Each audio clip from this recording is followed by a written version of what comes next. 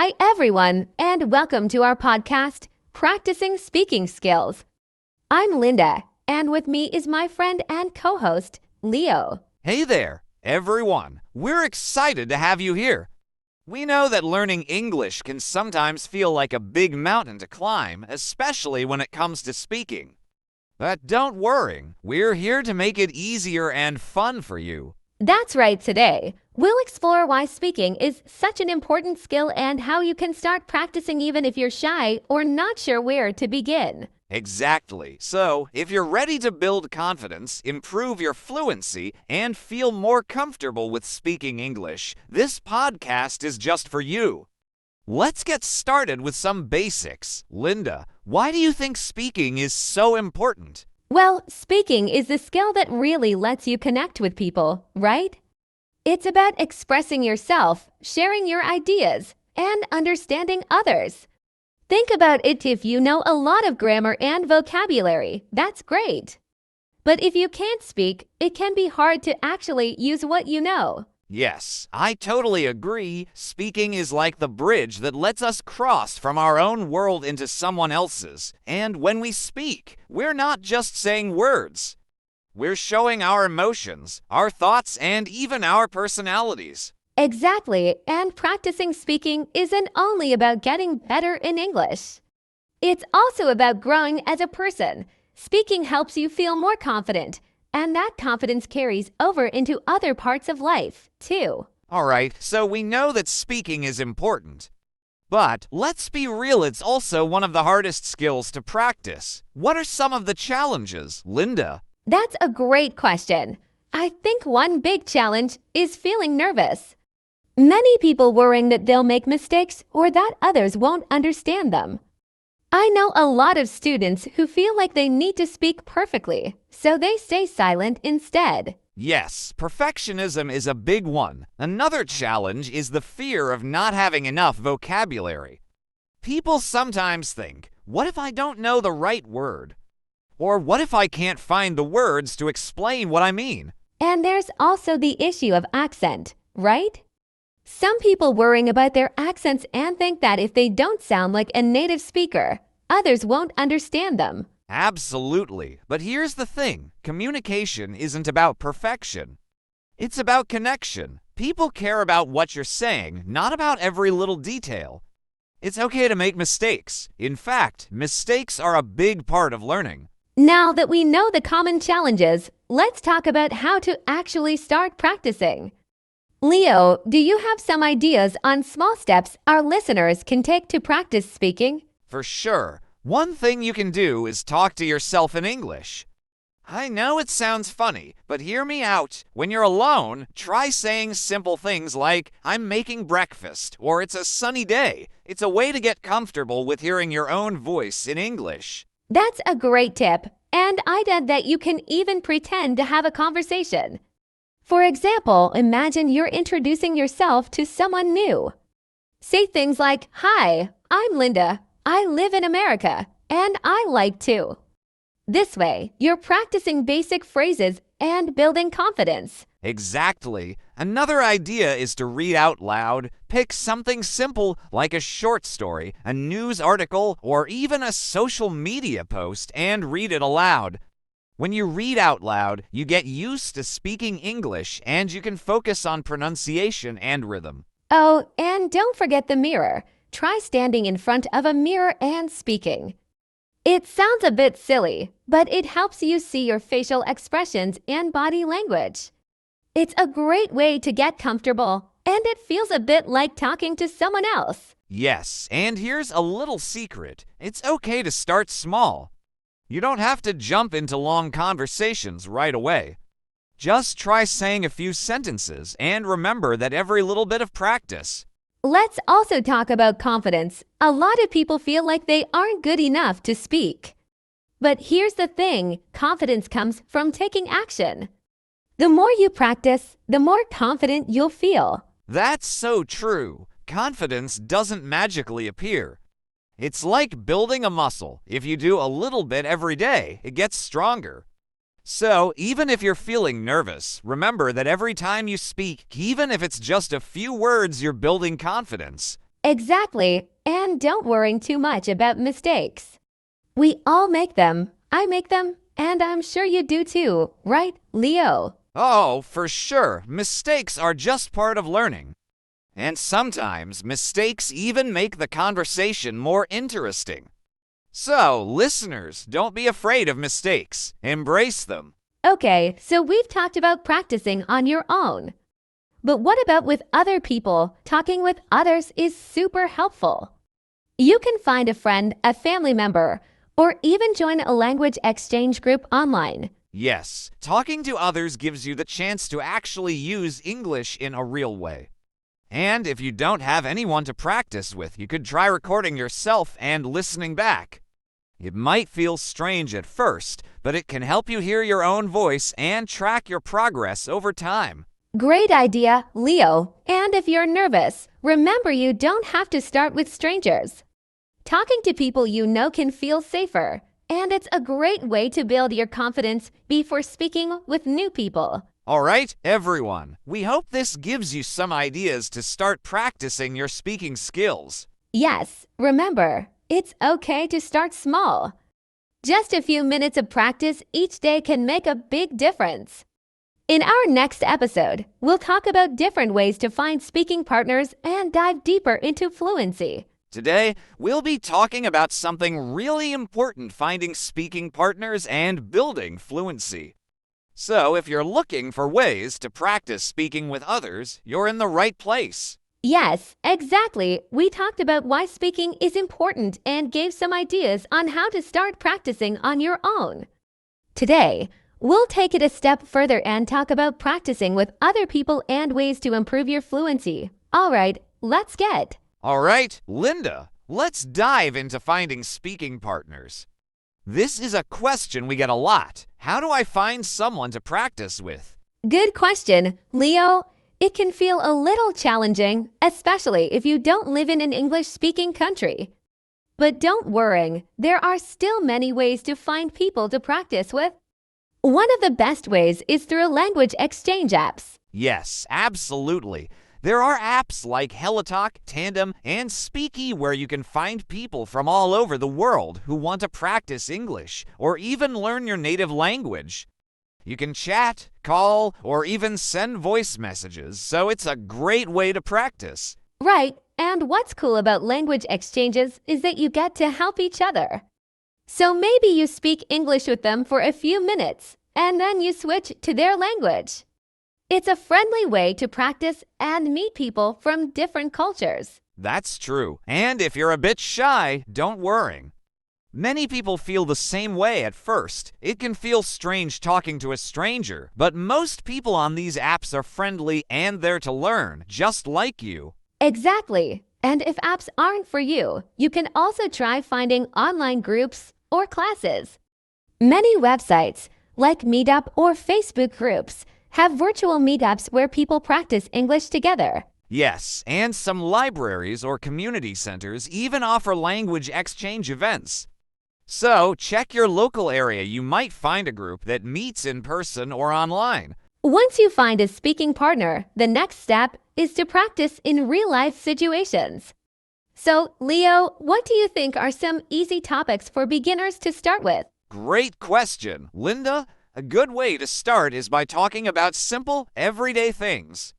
Start with introductions. Talk about your name, where you're from, and your hobbies. Yes, small talk topics are great. You could talk about the weather, your favorite food, or even what you did over the weekend. These topics are easy to talk about, and they help you practice without feeling too nervous. Another idea is to discuss something you're interested in, like movies, music, or books. When you talk about things you enjoy, it's easier to find the words, and it keeps the conversation fun. Absolutely, and don't forget, it's okay to ask questions, too. Asking your partner things like, "What's your favorite movie?" or "Do you like to travel?" helps keep the conversation going. It also gives you a chance to practice listening and responding. Yes, and listening is just as important as speaking. When you listen carefully, you understand better and can respond more naturally. And remember, it's okay to say, "Can you repeat that?" if you didn't understand something.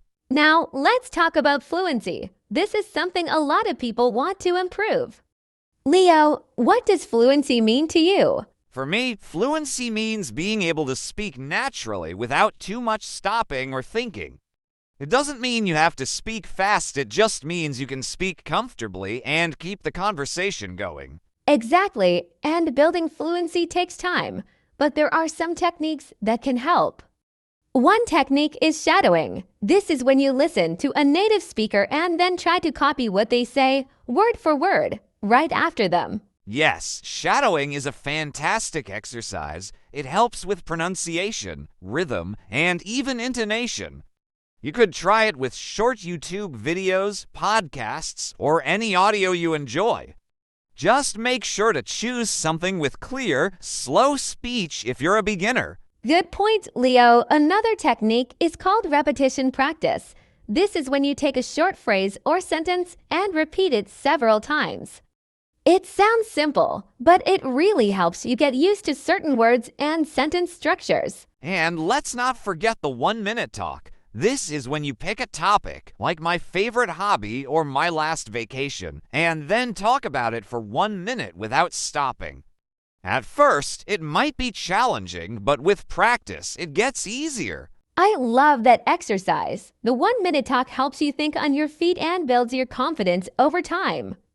And don't worry, if you make mistakes, just keep going. Remember, fluency is about flow, not perfection. Linda, I think another thing people want to work on is sounding more natural. Do you have any tips for that? Yes, I do. One tip is to use fillers. Fillers are words like or you know that native speakers use all the time. They give you a second to think without feeling rushed. Exactly. You don't want to overuse them, but a few fillers can make you sound more relaxed and natural. And they're actually useful. They give you a moment to gather your thoughts. Another tip is to practice using contractions, like I'm instead of I am or can't instead of cannot. These small changes make you sound more like a native speaker because that's how people usually talk in everyday conversations. Great point, Linda. And one more thing, try to add some emotion to your voice. If you're excited, let it show. If you're surprised, sound surprised. Emotions make your speech more engaging and natural. All right, we hope this helps you feel more ready to find a speaking partner and try some new techniques to build fluency. Yes, and remember, building fluency and confidence takes time, so don't rush it. Just enjoy the journey and keep practicing a little bit every day. Yes, we know speaking English can feel challenging sometimes, especially when you're not sure what to say or if you don't understand something. But no worries, we're here to help you feel more comfortable and prepared. All right, let's jump in. All right, let's start with a common situation. What should you do if you don't understand something during a conversation? It happens to all of us, right, Linda? Yes, it absolutely does. And the key here is to stay calm and remember that it's totally okay to ask for clarification. If someone says something you didn't understand, you can simply say, "Sorry, could you repeat that?" Or could you say that a bit slower? That's right, and you can also say, "I didn't catch that," or "I don't understand." Could you explain? These phrases show the other person that you're interested in the conversation and willing to understand. Another tip is to ask questions. For example, if someone uses a word you don't know, you could say, "What does that mean?" Asking questions is a good way to learn, and most people are happy to help explain. Exactly. And remember, it's okay to say you don't know something. You can say, "I'm not sure about that," or "I haven't heard of that before." This way, you're being honest and keeping the conversation real. All right, so once you've got the basics down, the next step is learning how to keep the conversation flowing. Leo, what are some easy ways to keep a conversation going? Good question, Linda. A simple way is to use follow-up questions. For example, if someone says, "I went to the beach last weekend," you could say, "Oh, that's great. What did you do there?" Or "Did you go with friends or family?" Exactly. Asking follow-up questions shows you're interested. and it keeps the other person talking. It's also helpful to respond with phrases like really or that sounds fun. These small phrases make you sound more engaged. Yes, and you can also share a little bit about yourself. For example, if someone talks about their favorite hobby, you could say, "Oh, I like that too." Or, "I've never tried that, but it sounds interesting." This helps build a connection and gives you more to talk about. Another idea is to repeat or rephrase what the other person said. For example, if they say, "I went hiking last weekend," you could reply, "You went hiking." That's great. How was it? Repeating shows you're listening, and it gives the other person a chance to add more details. Now let's talk about awkward silences. We've all been there when the conversation suddenly stops and you're not sure what to say next. Linda, do you have any tips for handling those moments? Definitely. First of all, remember that silences are normal, and they're not always a bad thing. Sometimes a short pause gives both people a moment to think. But if the silence feels too long, try changing the topic. You could say, "By the way," and then mention something else, like, "By the way, have you seen any good movies lately?" Great idea, Linda. Another trick is to go back to a topic you discussed earlier. For example, if you talked about traveling at the beginning of the conversation, you could say, "Oh, I just thought of something. Have you traveled anywhere new recently?" It's a natural way to restart the conversation. And if you're really stuck, you can always be honest. Just say something like, "I don't know what to say next." This can actually make both people laugh and feel more comfortable. It shows you're relaxed, and it can break the tension. Let's move on to another common situation when you know what you want to say, but you can't find the right words. This happens a lot, especially when you're learning a new language. Yes, one tip is to use simple words to describe what you mean. For example, if you want to say a veterinarian, but you don't know the word, you could say a doctor for animals. It may not be perfect, but it helps the other person understand. Exactly. You don't need fancy words to communicate. Just think of the simplest way to explain it. And sometimes you can even use gestures or point to things to help explain. Another tip is to say, "It's like," and then compare it to something else. For example, if you can't remember the word skyscraper, you could say, "It's like a very tall building in a city." This can help the other person understand, even if you don't have the exact word. Good point, Linda. And don't forget you can also ask for help. You could say, "I don't know the word in English. Do you know what I mean?" This way, the other person might help you find the word you're looking for. One last tip before we wrap up: remember to stay positive. Learning a language takes time, and it's okay to make mistakes. Don't be too hard on yourself. Yes, absolutely. Think of conversations as a chance to practice and have fun. If you make a mistake, it's not a big deal. Most people will appreciate that you're trying, and they'll be happy to help you along the way. And when you look back on your conversations, focus on what you did well. Maybe you kept the conversation going, or you asked good questions. Celebrating your small wins will help you feel more confident and motivated. Exactly. Learning a language is a journey, so enjoy each step. The more you practice, the easier and more fun it will become. Just keep going and remember that every conversation is progress. Well, that brings us to the end of our podcast series on practicing speaking skills. We hope these tips help you feel more prepared and excited to practice speaking English. Yes, and remember you're not alone. We're all here learning and growing together. Thanks so much for joining us in this series. Happy practicing, and see you next time. Happy practicing, and see you next time.